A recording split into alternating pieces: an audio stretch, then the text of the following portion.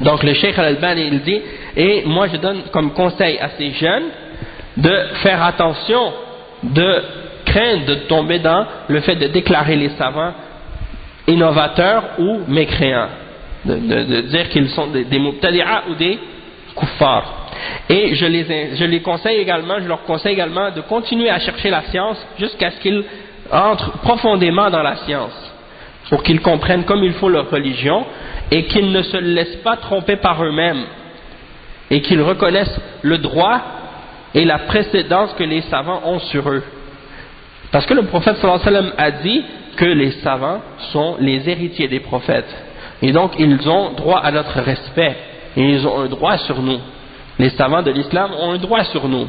Donc ces jeunes-là, ils viennent de commencer à pratiquer l'islam et à étudier des petites choses dans l'islam, alors que eux sont des savants qui ont étudié l'islam depuis minimum 40 ans ou 60 ans. Ce sont des hommes, leur barbe est devenue grise dans la science de l'islam. Ils ont sacrifié leur vie entière à l'étude et à la protection de la charia d'Allah et de la religion et de la croyance.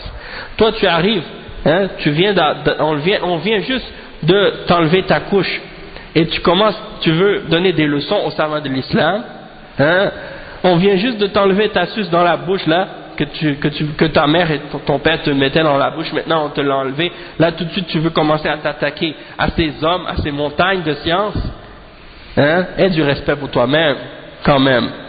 Donc ça c'est l'exemple que ces gens-là doivent comprendre. Les savants de l'islam nous ont précédés dans la science, ils nous ont précédés dans la crainte d'Allah, ils nous ont précédés dans la religion, il faut avoir un respect pour eux et reconnaître le mérite qu'ils ont sur nous et le droit qu'ils ont sur nous. Une autre parole, c'est la parole de Cheikh Al-Fawzan, Cheikh Salih Al-Fawzan, rahimahullah wa hafizahullah. C'est dans Kitab Al-Fatawa Al-Muhimma, à la page 71, qui peut différer selon l'édition. On a lu déjà des fatwas de ce livre-là, hein, au début de chaque cours. Avant on avait l'habitude de lire des fatwas de ce livre. Il dit « La yajuzu lil jahil an yatakallama fi مسائل العلم الكبار مثل التكفير فالأمر خطير جدا فعلى كل من يخاف الله أن يمسك لسانه إلا إن كان ممن وكل إليه الأمر وهو من أهل الشأن من ولاة الأمر أو من العلماء فهذا لا بد أن يبحث في هذا أما إن كان من عامة الناس أو من صغار طلبة العلم فليس له الحق في إصدار الأحكام ويحكم على الناس ويقع في أعراض الناس وهو جاهل. Donc Cheikh Al-Fawzan il est très clair à ce sujet-là. Il dit il n'est pas permis à l'ignorant de parler dans ces questions, de grandes questions qui ont rapport avec des choses comme le takfir. C'est une chose qui est très dangereuse. Il dit donc celui qui craint Allah, il doit garder sa langue, hein, et laisser la parole à ceux à qui on a donné, hein, cette responsabilité de parler dans ces sujets-là, parmi les gens qui sont qui font partie des gens de ce domaine, parmi les gens par exemple les dirigeants et les ulama, ceux qu'on a désignés pour qu'ils parlent ou qu'ils s'adressent de ces sujets-là, parce que ce sont des spécialistes dans ces questions-là, ils connaissent ces sujets-là. Donc celui-là, il a le droit, celui à qui on a désigné, qui est apte, qui fait partie des gens de ce domaine, il a le droit de parler dans ces questions-là, et il a le droit de chercher dans ces questions-là. Mais la personne qui fait partie du commun d'entre les musulmans, ou des petits parmi les étudiants en sciences islamiques qui viennent de débuter, comme nous, on n'a pas le droit donc de rentrer dans ces questions-là, et on n'a pas le droit de donner des règles et de donner des verdicts et de juger les gens dans ces questions-là. Et de commencer à attaquer l'honneur des gens alors qu'on est ignorant. Il faut connaître notre limite. D'accord? Donc ça c'est la parole de Cheikh Al-Fawzan. Et il dit aussi dans un autre contexte, il dit وَأَمَّا الْجُهَّالِ وَأَفْرَادَ النَّاسِ وَأَنْصَافَ الْمُتَعَلِّمِينَ فهؤلاء ليس من حقهم إطلاق التكفير على الأشخاص أو على الجماعات أو على الدول لأنهم غير مؤهلين لهذا الحكم Donc le cheikh il dit, en ce qui concerne les ignorants ou les individus parmi les gens qui sont dans leur apprentissage, qui sont en train d'apprendre, les étudiants, ceux-là, ils n'ont pas le droit d'émettre des verdicts et de parler du takfir, de faire le takfir des individus ou des groupes ou des pays, parce qu'ils ne sont pas aptes à faire ce genre de verdict-là.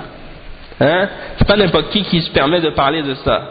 Aujourd'hui, tu vois, quelqu'un il a lu un livre ou deux de la religion, il commence à apprendre un petit peu, là ça y est, il pense qu'il a tout compris. Non, il y a beaucoup de choses que tu n'as pas compris encore. Et une fois que tu sais la chose, l'application c'est autre chose. Hein? Tu peux lire des livres de médecine. Hein? Tu peux lire des livres de médecine à l'université, ça ne veut pas dire que tu es capable de faire une opération. Il y a une chose de connaître la matière et la théorie, et de l'appliquer, c'est autre chose. Des savants, avant de faire des règles et des fatwas, ils ont côtoyé les grands savants de l'islam pendant des années. Ils les ont observés, ils ont vu comment les savants font des déductions dans les jugements, dans les verdicts, avant de l'appliquer. Et quand les savants ont vu de leur part qu'ils sont aptes à faire des verdicts, ils nous ont dit, maintenant tu as le droit, maintenant tu peux, pas avant. Aujourd'hui, nous, on pense que c'est juste comme ça, yani. Quelqu'un, il est autodidacte, il lit dans les livres, il a appris tout seul chez lui, il n'a jamais étudié avec des savants, il n'est jamais parti étudier l'islam, il a juste lu tout seul, après il pense, ça y est, maintenant je comprends. Non, c'est pas comme ça, yani. Peut-être tu penses que tu as compris, mais peut-être que tu n'as rien compris du tout. Hein? Allah al-Musta'an. Donc le cheikh il dit, وقال الشيخ ابن باز رحمه الله وعلى من لم ترسخ قدمه في العلم أن لا يخوض في مثل هذه المسائل. Cheikh Ibn Taymiyyah il dit, celui dont le pied il n'a pas été solidement ancré dans la science, il n'a pas à rentrer et à patauger dans ce genre de sujet.